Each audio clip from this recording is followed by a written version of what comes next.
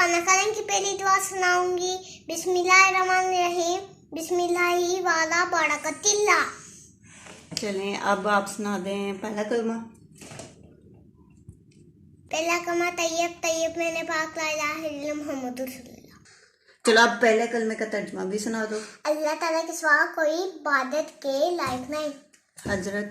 हजरत मोहम्मद सल्लल्लाहु अलैहि वसल्लम अल्लाह के रसूल हैं। शाबाश। चलें, अब प्लीज़ आपको अगर हमारी वीडियो पसंद आई है तो लाइक करें, शेयर करें और हमारा चैनल सब्सक्राइब करें। ओके जी, अल्लाह हाफिज़।